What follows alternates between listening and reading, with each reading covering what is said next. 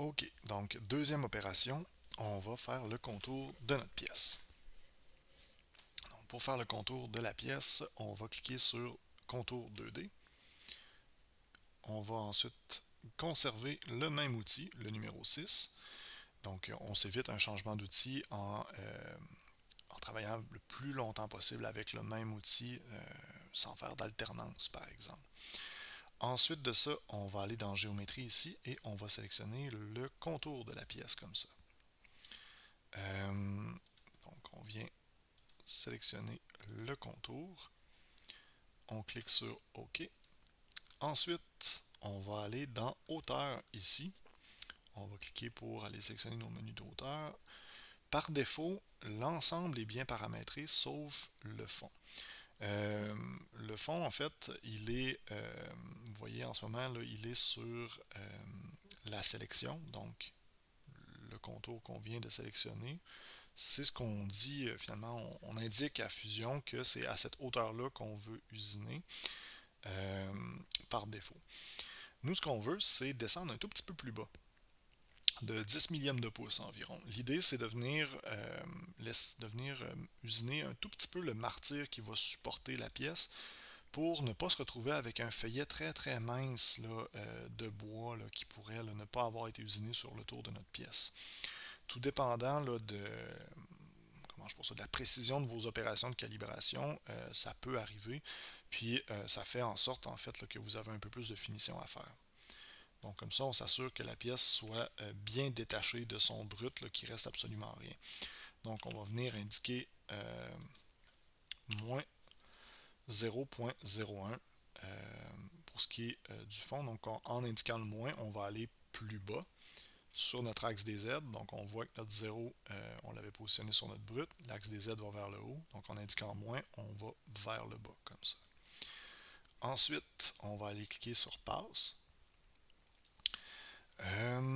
Rapidement, ce qu'on veut faire nous autres, c'est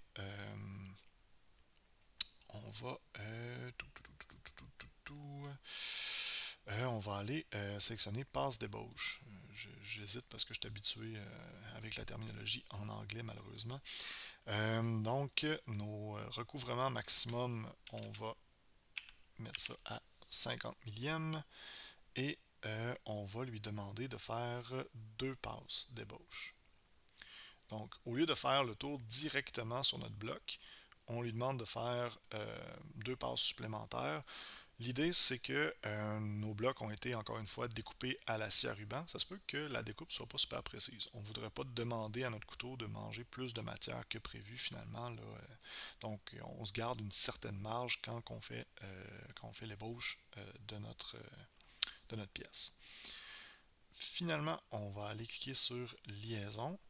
Et dans ce cas-ci, on n'a rien d'autre à modifier pour l'instant là, dans ces paramètres-là. Ultimement, je ferai une capsule où est-ce que je fais le tour de l'entièreté des paramètres. Pour l'instant, je vous invite à simplement les survoler avec votre curseur. Le trois quarts du temps, ce qu'un paramètre fait est indiqué par une image et une description. Donc, ça vous permet de comprendre assez facilement là, ce que vous cherchez à faire là, si vous n'obtenez pas le résultat escompté. Donc, pour l'instant, on va garder ça simple. On va modifier tout simplement ce qu'on a de besoin, puis on va aborder là, des paramètres là, tranquillement pas vite là, qui sont un peu plus avancés. Donc, ça ressemble à ça. On clique sur OK. Et ça nous donne le résultat suivant.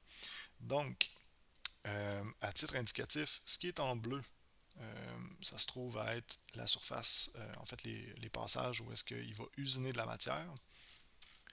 Ensuite de ça, en vert, c'est des points d'approche.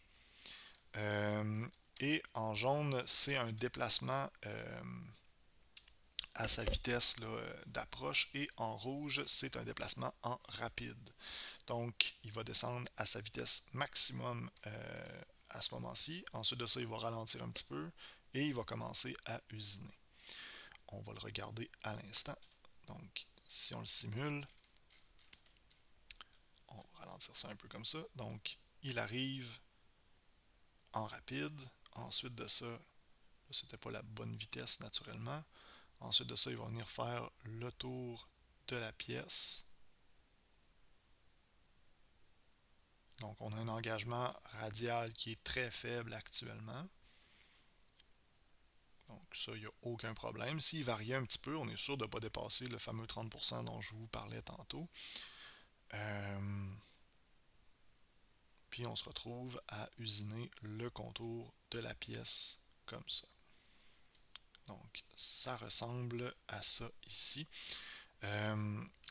Petit détail avant qu'on passe à la prochaine vidéo, quand vous visualisez un parcours comme ça, assurez-vous d'avoir coché arrêt sur collision.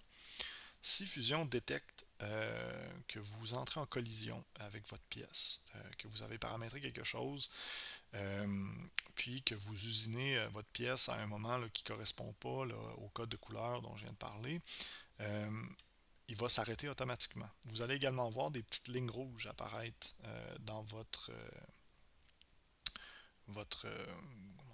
enregistrement d'usinage en bas. Là. Donc l'opération ici, ça se trouve à être un genre de graphique qui représente votre opération. S'il y a des petites lignes rouges qui apparaissent, c'est que vous avez des impacts dans votre usinage. Généralement, vous allez voir un petit point d'exclamation apparaître ici ou un petit point d'exclamation rouge dans le pire des cas. Donc un jaune si c'est mineur, un rouge si c'est catastrophique, on va dire ça comme ça. Donc, assurez-vous de l'avoir coché, ça va vous éviter là, d'avoir à retravailler une pièce là, si vous ne vous rendez pas compte là, finalement là, qu'il y a des collisions. Le personnel du lab ne vous laissera pas usiner, en fait, si votre parcours d'outils contient encore là, des collisions dans la modélisation ici. Donc, ça ressemble à ça. On passe à la prochaine vidéo.